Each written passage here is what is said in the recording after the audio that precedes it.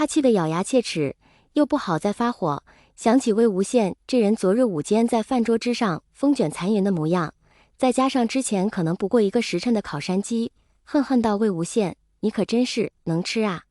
魏无羡挠头过奖，一般而已。江澄、蓝忘机旁边默默看戏，并同样在心中算清了魏无羡食量的金子轩。魏无羡闹够了，揉揉笑疼的肚子，2只手扒拉着蓝忘机一身雪白的校服起身，舔着脸又往那边靠栏站：“带我一带呗。”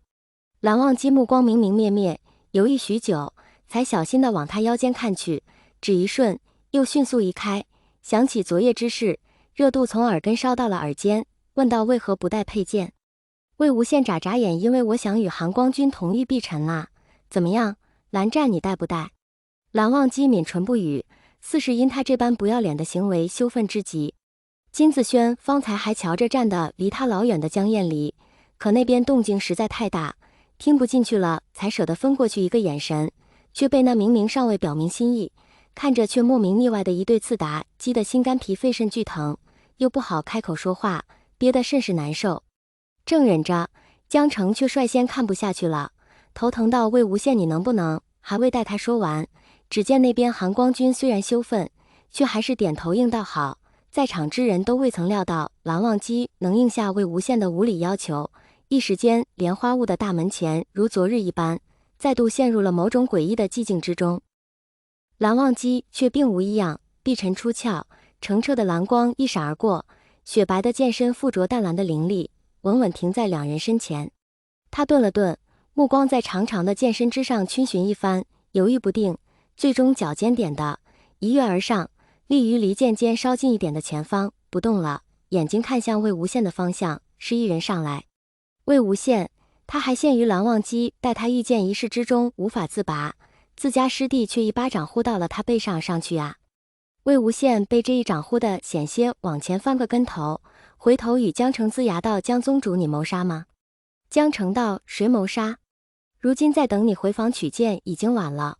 看看现下都什么时辰了，再耽误下去，天黑都到不了金陵台。你也不要指望我能带你。”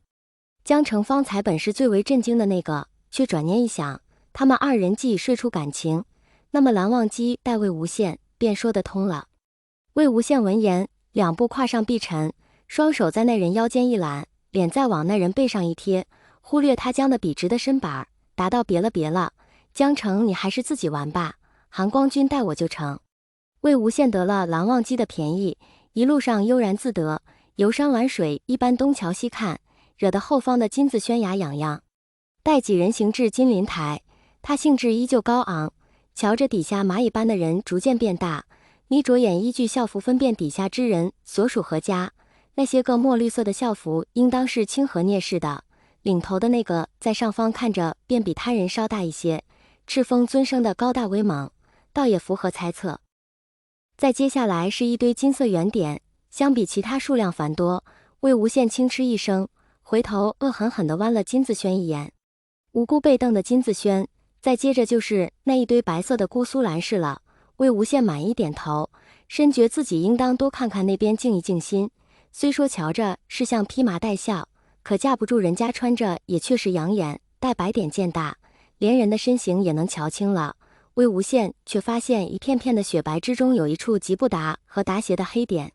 他心中奇怪，这点到底是如何混入蓝家的？再抬手用衣袖细细擦了擦眼，黑点渐渐清晰起来，他恍然大悟，那处黑色乃是蓝启仁的一张臭脸。魏无羡，他低头看着自己还环着蓝忘机的手，身子一颤，突然之间，连蓝启仁为何黑了一张老脸都晓得了。见蓝忘机与云梦江氏众人落地，蓝启仁虽心中不悦，还是中规中矩地行了礼，再看向他二侄子，问道：“忘机，怎不见你与西尘一起？”魏无羡疑惑地转向蓝曦臣，蓝曦臣笑笑，表情颇为无奈，解释道：“叔父前些日子并未在云深不知处，今日到金陵台才见。”魏无羡点点头，前些日子不在，因此不知蓝忘机每晚都要降落于他为某人床榻上一事，再加上他不是别人，可是蓝启仁这个老古板啊。若是知晓宝贝侄子每晚都迫不得已跟自己这个当年他口中坏了坯子的人同睡，顾墨能当场气晕过去。正当几人不知该如何告知蓝启仁这个可悲的真相之时，那边金光瑶见了他二哥，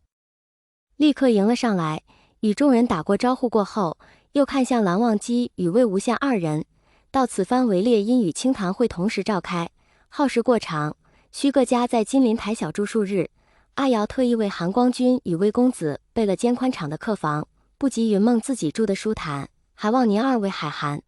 啊，阿瑶还是如此体贴。蓝曦臣往日温润如玉的笑凝固在脸上，如往常那般在心中将这位三弟夸了一遍，而后脑中一片空白。蓝启仁皱眉，什么宽敞的客房？魏无羡道宽敞的客房，自然是留给韩光君的。